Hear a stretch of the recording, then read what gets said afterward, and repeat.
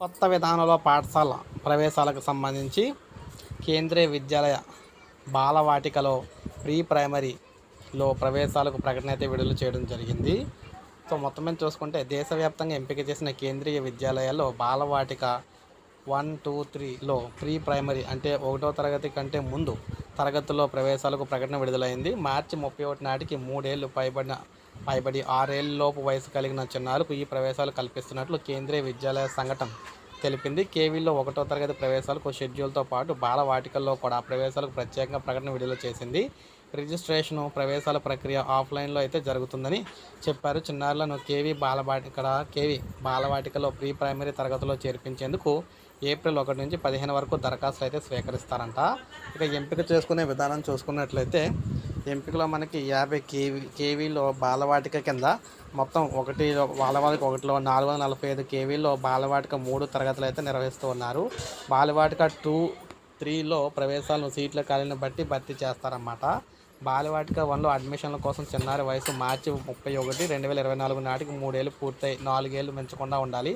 April 1న పుట్టిన వారికి కూడా అవకాశం అయితే కల్పిస్తారు. బాలవాటిక 2లో చేర్పించేందుకు 4 ఏళ్లు పూర్తయి 5 ఏళ్లు మించరాదు.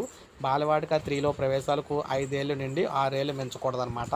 ఇక ప్రత్యేక అవసరాలు కలిగిన చిన్నారులకైతే ఈ నిబంధనలో 2 ఏళ్ల వయోపరిమితి అయితే ఇచ్చారు.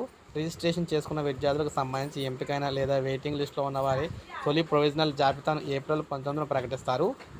ఖాళీలను బట్టి రెండో ప్రొవిజనల్ జాబితాను ఏప్రిల్ 29న, మూడో ప్రొవిజనల్ జాబితాను మే 5న ప్రకటిస్తారు. మే 22 నుంచి 27 మధ్య అడ్మిషన్లు అయితే ప్రక్రియ కొనసాగుతుంది. బాలవాటికలో అడ్మిషన్లో తుది గడువు జూన్ 29 అనమాట.